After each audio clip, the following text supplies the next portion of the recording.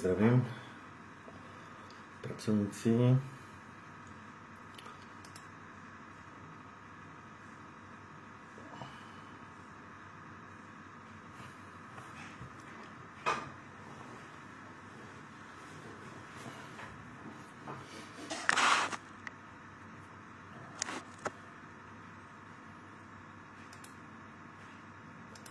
Takže dneska bude téma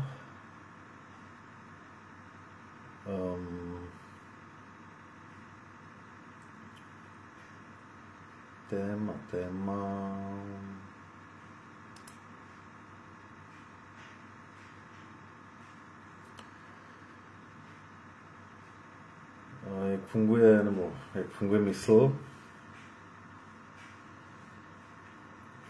a jak hlavně zpracovává informace a jak dochází k určitému pochopení a jakým způsobem vlastně ta mysl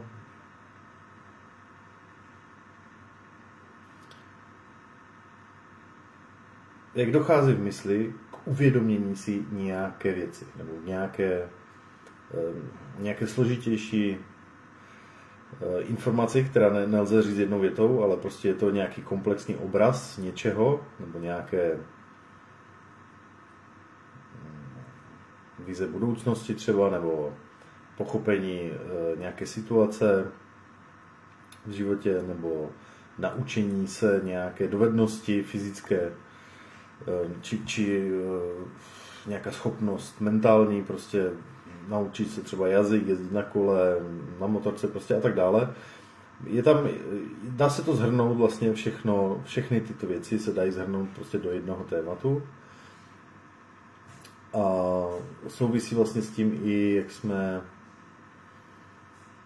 jak jsme museli vlastně nějak to vysvětlovat i našim dětskám. Jak jsme museli jim to určité pochopení ne naprogramovat, ale osvětlit, jak k tomu dochází, aby prostě některé věci dovedli nechat víc v klidu, nebýt netrpělivé a dovedli počkat a právě byli naopak dostatečně trpělivé a nechali ty věci dozrát. A proč se tomu říká nechat ty věci dozrát? Proč se tomu říká nechat ty věci až takzvaně uzrajou? Nebo až nazbírá tolik zkušeností, že prostě to takzvaně se cvakne a v té mysli a začne to prostě jít snadno, lehce. Naučí se to člověk lehce, snadno. To je takový zajímavý proces v mysli a pozoroval jsem to xkrát u sebe a nejenom u sebe, ale právě i u těch dětí a vlastně i u druhých, u cizích, kdy prostě mysl funguje, vlastně my se učíme, že jo? Neustále probíhá ta výuka, to učení, ten proces. A některé věci prostě než naběhnou, tak nějakou dobu potřebují. Potřebujete nějaký čas, než to všechno jakoby v tom těle si to zcvakne a takzvaně se to zesynchronizuje. Dám příklad, jo? Třeba jednoduchý příklad, naučit se ovládat, jezdit autem, na motorce, řídit auto, kolo, jo? Prostě něco takového. Je to prostě činnost, která zahrnuje několik dovedností. Fyzické, koordinační, vizuální, skoordinovat s tím pohybem, rovnováhu, balanc, předvídání vzdálenosti, umět ovládat to kolo, řídítka, brzdy, šlapátka přidat, se šlapnout a tak dále, na motorce prostě přidat plyn, ubrat plyn, řadit, v autě to samé a tak dále. A moc dobře, možná si většina z vás pamatuje, jak na začátku to vypadalo strašně tragicky a jak to vypadalo na začátku strašně jako prostě problém. A jak to působilo prostě na mnohé lidi jako i stresujícím způsobem. než tou praxi vlastně se ten mozek vycvičil, naučil. Ale určitě si mnozí z vás vzpomenete na ten moment, kdy z ničeho nic. Pořád to vypadalo jako, že to nejde a pořád to vypadalo tak jako, že se to snad nikdy nenaučíte a prostě, i když už máte najezděno dost a už prostě toto, ale pořád cítíte se nejistí a pořád to, a pak z ničeho nic přišlo takové lup. Ze dne na den. Prostě jste vyspali a na druhý den jste najednou zjistili, že prostě umíte jezdit a že nemáte z toho stres, že vás to baví, najednou obrovský pokrok, najednou prostě nic vám nedělalo problém, najednou to bylo všechno tak nějak jako snadné, jednoduché, prostě v pohodě. A to je ono. To je ono, o čem vlastně chci dneska jako mluvit. To je ten moment, já tomu začal jsem říkat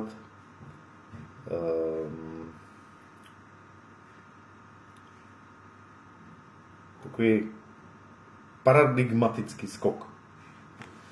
To znamená, že my se neučíme opravdu postupně malými krůčky a že prostě děláme pokroky pravidelně každý den nebo každou hodinu.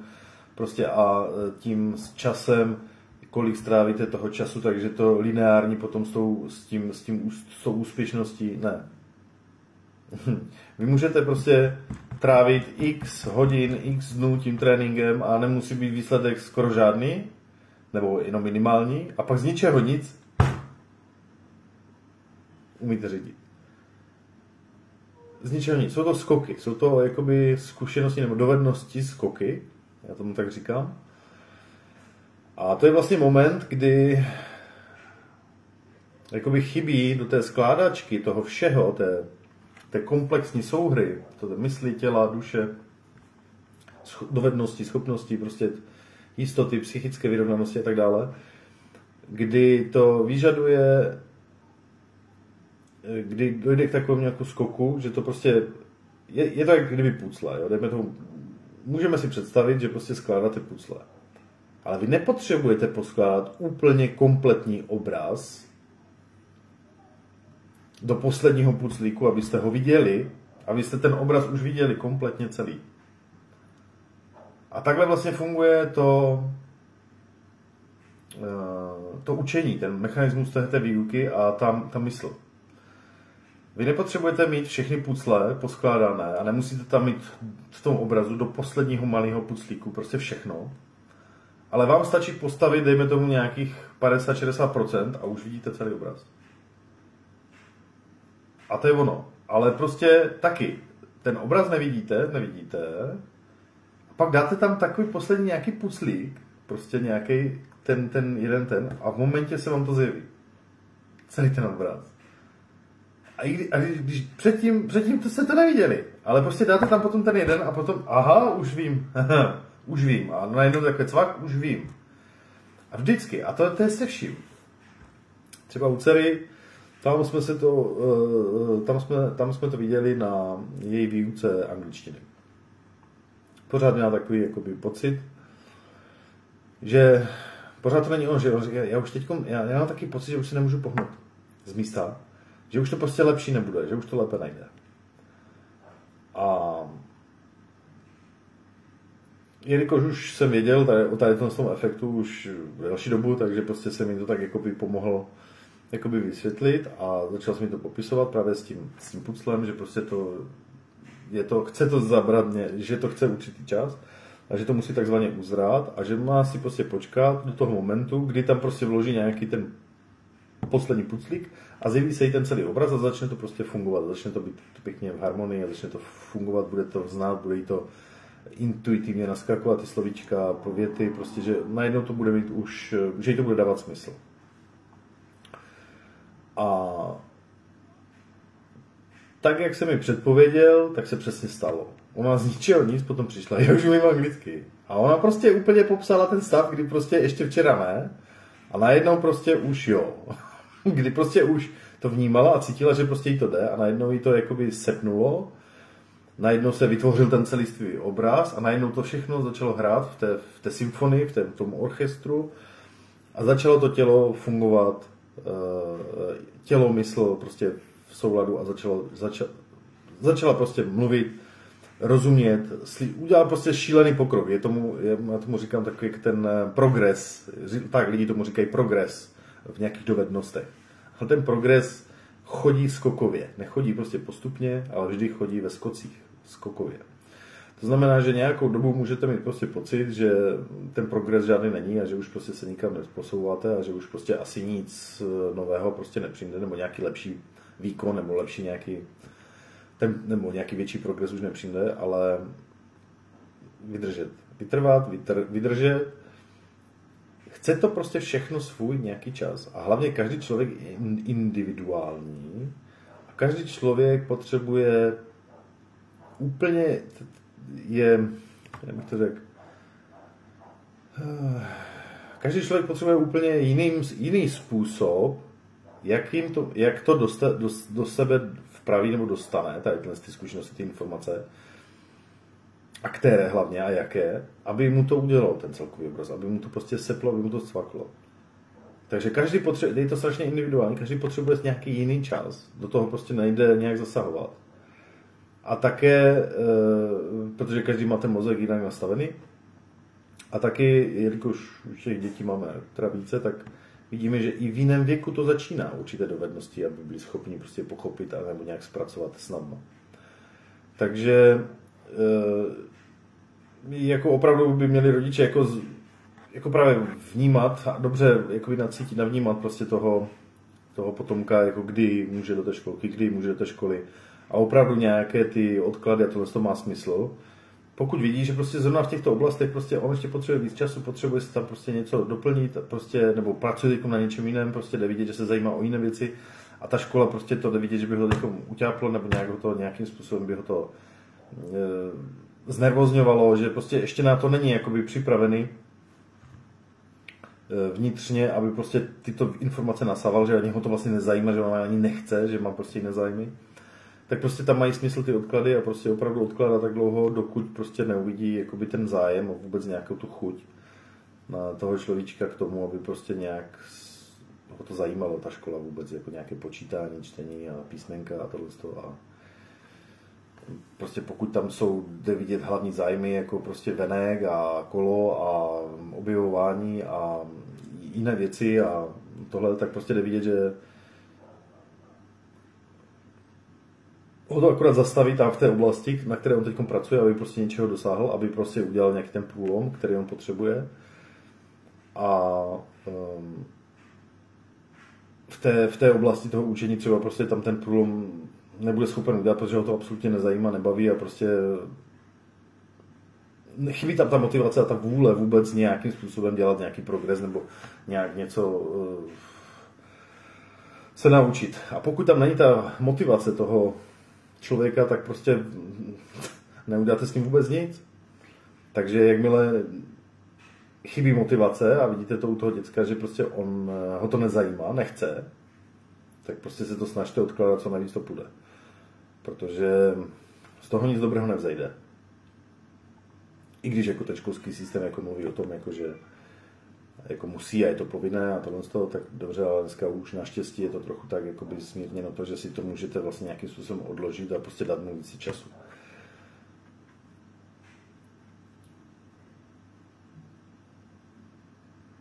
Tak, to by byla ta jedna věc.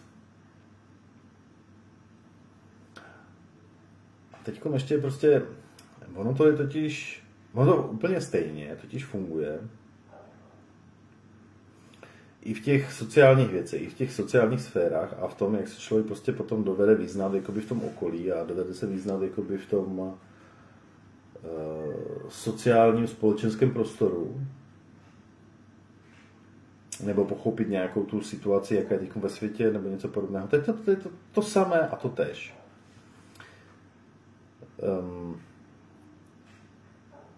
Aby prostě člověku jakoby došlo, jaký ten celkový obraz, jak vypadá vlastně ten svět, abyste byli schopni se podívat takzvaně jakoby na tu planetu z výšky, podívat se na tu planetu, podívat se na tu společnost, na ty lidi, na to, jak to vlastně teď probíhá, co se tady děje,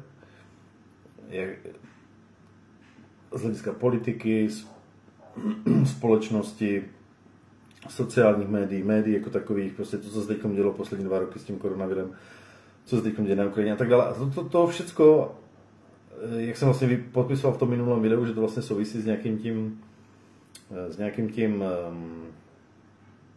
jak to řekl, ne, ani tak paradigmatem, jak spíš nějakým tím novým procesem toho průmyslu nebo toho průmyslového fungování, průmyslové revoluce, tak k tomu taky jsem prostě dospěl po nějaké dlouhé době jakoby toho bádání, nebo ne bádání, ale prostě kdy to jednoho krásného dne takhle prostě přišlo a chtělo to prostě spoustu informací a spoustu, jak bych to řekl, mě to strašně zajímalo, nebo mě to zajímá vlastně, kam se to tak nějak jako vyvíjí, takže prostě jsem dlouhou dobu sledoval snad od toho roku 2011.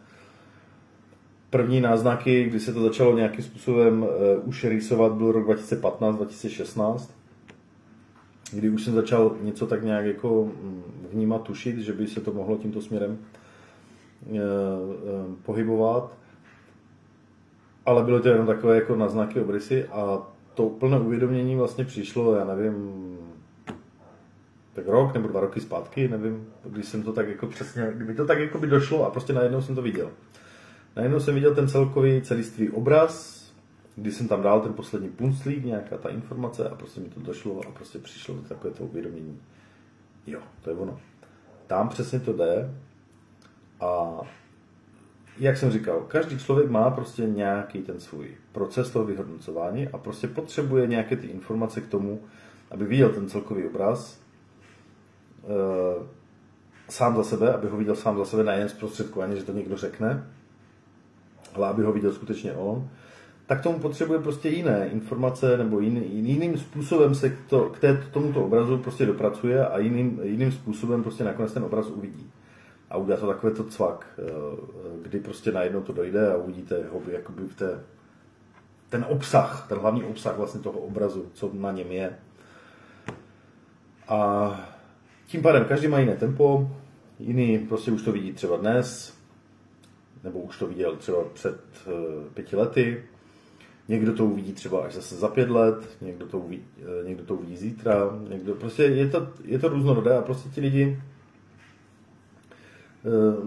nikdy nebudou fungovat jako nějaký stroj nebo nějaká mašina nebo nějaký prostě homogenní útvar, který by si někteří jako politici tak jako rádi představovali asi z posledních nějakých těch akcí, kdy se budou chovat všichni jako stádo a všichni se budou chovat jako jednotně a všichni budou držet hubu, když řekne něco nějaký politik. No ne, takhle to prostě nefunguje, takhle to nikdy fungovat nebude.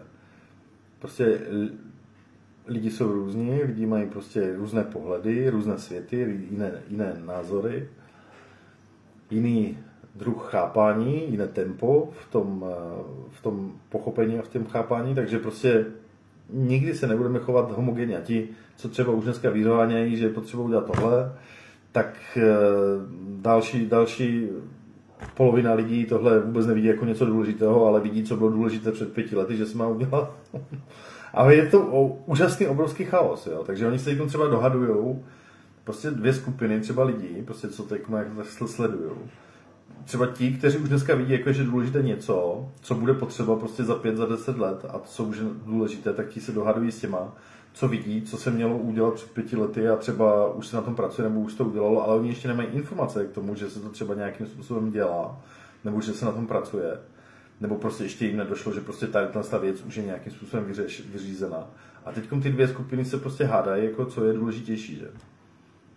No a teď jako té jedné skupině prostě to nevysvětlíte, prostě, že to už se řeší, že už je to v podstatě vyřešeno, protože ona to vidí jinak, ten celkový obraz má doskládaný z 1/3 a tím pádem prostě to nevidí a tím pádem prostě to, co popisuje tam ta druhá skupina, prostě vidí jako úplný nesmysl a nonsens. Protože oni řeší něco, co oni v žádném případě nikde nevidí v tom svém chápání. A potom tím pádem jako je tady prostě chaos a zmatek. A to teď prostě jde vidět. Teď je prostě chaos a zmatek prostě na všech jiných. Pravda je ta, že teď jsem četl takový zajímavý článek a prostě ten to hezky popisoval, jak vlastně sociální sítě ovládly vlastně lidi typu takzvaných buranů, nebo nějak tak to bylo popsáno, že prostě slušní lidé prostě se do tady těch komunikací, do tady těch diskuzí nebudou zapojovat a nehodlají si zapojovat. A že těch je vlastně většina nebo polovina, prostě možná více, jak polovina obyvatelstva těch slušných lidí, kteří se do těchto diskuzí prostě zapojovat nechtějí a nebudou. No a tak prostě sociální sítě ovládla prostě banda mamlasů, která umí prostě jenom urážet, nadávat prostě a hejtovat každého a tak dále. A v podstatě už tam zůstali sami jako taková komunita, která ráda linčuje druhé a pomlouvá a dělají zátahy, toho musíme zlikvidovat a zrušit a musíme ho vyhodit z práce a tohle z toho a prostě ano. Takhle prostě to teď vypadá na těch sociálních sítích a ten článek, co jsem četl, myslím, to bylo taky na echu.cz, tak prostě ten seděl a říkám, jo no, přesně tak to dopadlo. Sociální sítě v podstatě ovládla banda idiotů, kteří prostě si tam řeší svoje nějaké frustrace a že by viděli nějaké vize do budoucna, nebo že by viděli, nebo nám nabízeli, nebo navrhovali nějaké vize. Ne, to oni jenom, co oni umějí, tak to vidíte prostě ve všech těch příspěvcích. Umí kde co skritizovat, kde co napadat, všechno je špatně, ale oni nevymysleli, ale absolutně nic. Vůbec nic. A že by vymysleli něco, co prostě by nějakým způsobem to řešení nabízelo, vůbec to. Proč vy? Ne, oni umí perfektně skritizovat, perfektně říct prostě, co všechno špatně a jak je to idiot, a jak tam to je debil a jak tam to je špatně a tam to je. Všechno dovedou skritizovat, všechno dovedou perfektně popsat. To je slušná dovednost, OK, fajn. Ale neumí nabídnout jakékoliv řešení, rozumné řešení, jak tu situaci vyřešit. Jak to prostě udělat a jak to vyřešit, aby prostě s tím souhlasila většina té populace a aby ten problém se takzvaně zlikvidoval, odstranil a prostě mohli jsme fungovat dál nějak. Prostě jde vidět, že opravdu ti slušní lidi už se na těch, proto existuje tady ta uzavřená skupina pracovnících světla, jestli si všimli, tak prostě takové ty příspěvky a takové ty věci tady už nejsou. Do začátku možná tady byly, ale prostě dneska už se tady moc neobjevujou. A když se tady někdo takový objeví, tak letí okamžitě, já se s ním nemazlím. Protože já nehodlám tady vůbec podporovat takovou bandu nějakých, jak to řek, pro mě to jsou takové nějaké hledající se existence a já jim to nebráním, samozřejmě, ať to dělají, to jako je v pořádku, oni mají svůj nějaký ten pohled, ale nebudou tu svoji nějakou frustraci přenášet na ty lidi ostatní, teda z mého pohledu a vůbec ne už tady na pracovnících světla. A pokud jsou nějakým způsobem frustrovaní, mají k tomu spoustu materiálu, prostě na webu, na internetu, prostě spoustu materiálu, jak se nějaké ty vnitřní nespokojenosti nebo frustrace, kterou potřebují potom nějakým způsobem prostě reflektovat na ten internet a do těch diskuzí, jak se to zbavit. Existuje tady řada koučů, existuje tady řada literatury, je tady spoustu možností, jak se tady toho zbavit a prostě druhé nechat takzvaně na pokoji a nemuset je pomlouvat, ale být konstruktivní v té diskuzi. Ale když vidím, že ten člověk konstruktivní není a prostě nedovede být a ta argumentace je typu, no to je pěkná blbost a tohle, to už mi stačí. Jak už někdo řekne, no to je pěkná blbost, tak to už mi stačí, prostě aby jsem se s tím člověkem nemusel bavit. A já mu říkám, no dobře, tak, no já už se s tebou nehodlám bavit a poletíš prostě nazdar. Protože tady končí argumentace. Pokud máš nějaké argumenty, nějaké skutečné argumenty, tak argument znamená ne, že hodnotím toho druhého, co je zač, ale hodnotím to téma a snažím se řešit to téma, které je nahozeno. Pokud vidím, že ten dotyčný neřeší to téma a nepřináší žádné argumenty k tomu tématu, ale pouze hodnotí někoho, že je takový a makový, tak konec, finito, nazdar. Nemáme se dál o čem bavit. Hotové. Vyřešeno. Argumentace není o hodnocení druhých lidí. Prostě hotové. Vyřešeno. Tak to jsem to trošku odbočil.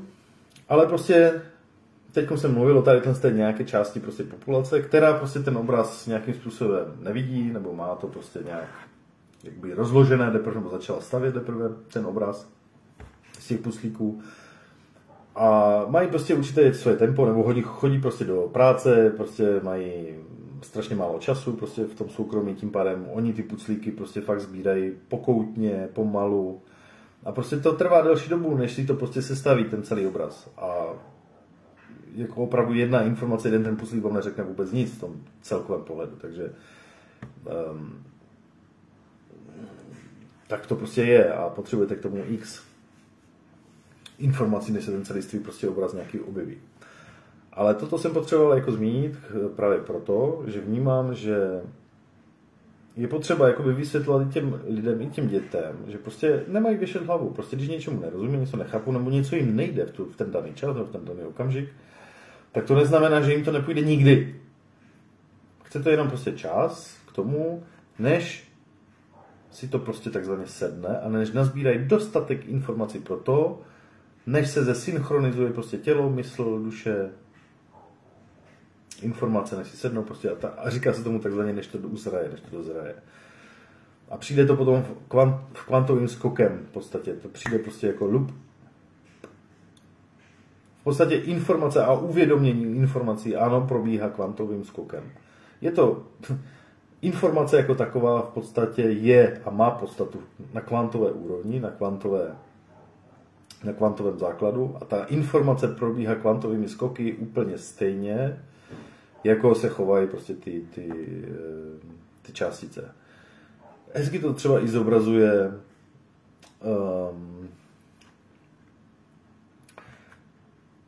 ta poskakující rýže nebo písek na těch reproduktorech, když vlastně na reproduktor položíte prostě rovný papír, nasypete tam rýži nebo štěrk nebo prostě nějaký písek nebo nějaké jemné zrníčka lehké, které se lépe snadno pohybují, cukr, mouku třeba, já nevím, může to být cokoliv.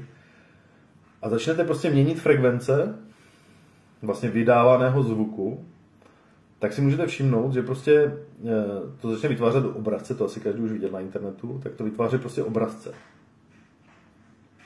To znamená, že určitá frekvence,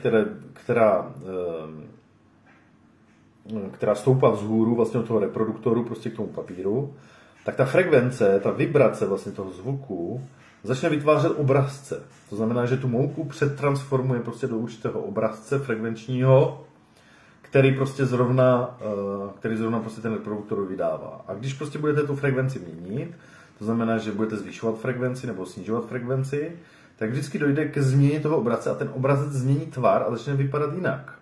Podle té dané frekvence. Ale všimněte si, že vždy dochází ke frekvenčnímu skoku. To znamená, že vy máte obrazec, začnete měnit frekvenci a dlouho ten obrazec se nezmění.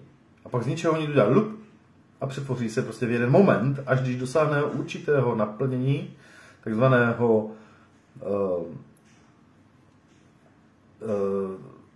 jak bych to řekl, takového nasycení frekvencí novou, že prostě udělá najednou skok a změní se prostě v jednom okamžiku ten obrazec. Nebo v podstatě už jenom potom v krátkém intervalu té změny v té frekvence. Takže se vždycky i ty frekvenční obrazce mění skokově. A tak je to prostě se vším. Prostě tady i s tím naším chápaním, i s tím naším viděním, s učením, s výukou, prostě všechno dochází k takovým najednou, prostě takovým skokem, takovým prostě posunem.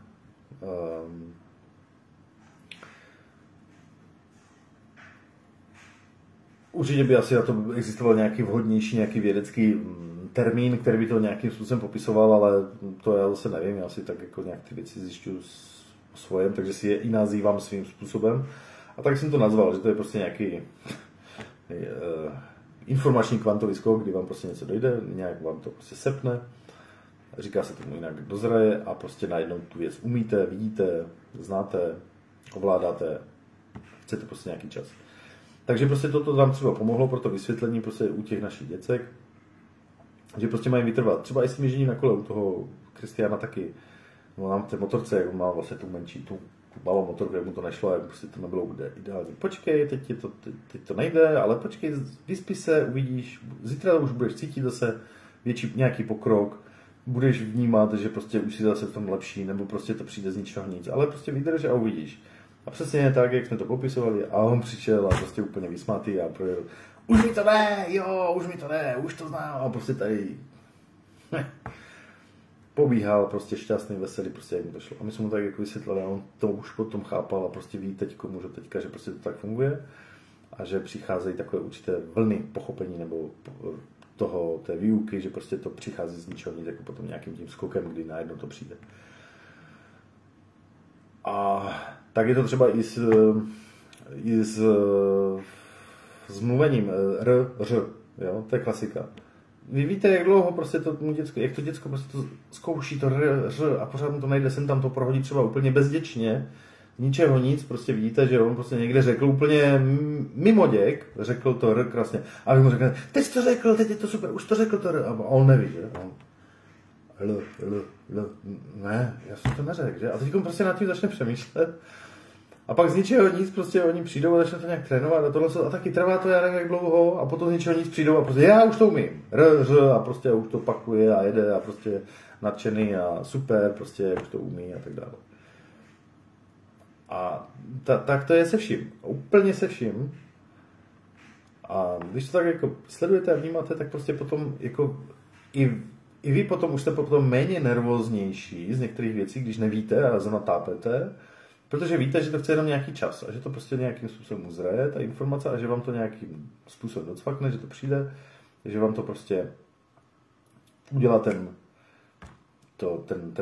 to cvak, ten poslední puslík, který se tam dá do toho obrazu a uvidíte ten obraz celý, kompletní.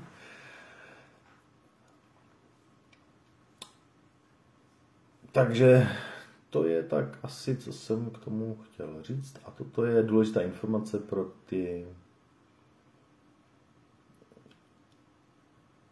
pro všechny ty lidi, kteří hledají odpovědi ve svém životě. Protože tak je to i vlastně s nějakým tím posunem, i tím duchovním. Protože taky, co se týče duchovního prostě nějakého posunu nebo duchovního nějaké práce na sobě, tak to taky dochází. Přesně v těchto momentech prostě dlouho máte pocit, že prostě chodíte kolem dokola a pořád se prostě něčeho dopátráváte, ptáte a prostě pořád vám přijde, že se točíte v kruhu. To chce čas. To chce vždycky čas a opravdu někdy potom stačí už potom jedna poslední nějaká informace a prostě z ničeho nic, prostě cvak. A najednou to prostě vidíte, najednou to vnímáte, najednou jste schopni už podle toho fungovat a žít a najednou zjistíte, že prostě už jste připraveni tuhle informaci nebo tuhle věc prostě zpracovat na takové úrovni, abyste ji žili, ne abyste jenom o tom věděli, protože ono vědět o něčem a žít to jsou dvě různé věci. Ale i to právě souvisí s tím, kdy vlastně to dozraje nějaká ta informace a nějaký ten posun k tomu, abyste byli schopni to začít implementovat a začít prostě do toho života vkládat a přímo podle toho se orientovat a řídit. Takhle přesně to funguje teda na všech těch úrovních. I teda v tom duchovním růstu, duchovním posunu. Mám to vysledované, takže vím, o čem mluvím. Tady tohle z toho. Jo, můžete se mnou nesouhlasit, ale mě to jedno. Tady v tomhle vím svoje. Tam je mi to celkem jako jedno asi, co bych měl vzal na nějaký názor. Ale můžeme to víc rozvést. To znamená, že pokud chcete to nějakým způsobem rozvést, nebo chtít to na něco aplikovat, nebo něco nějak to popsat, nebo nějak to víc ještě rozvést, není problém. Pokud máte tady ten zájem, nebo to téma vás zajímá, tak mě hoďte do komentáře pod tohle video návrh na nějaký ten dotaz upřesňující nebo na nějaký nějaké to téma a můžu to více rozvést, není problém. Nebo to nějak ještě dopřesnit. Ale dneska už teda je to asi všecko, protože co jsem chtěl říct, to jsem řekl. Takže se s váma loučím, přeju vám hezký večer.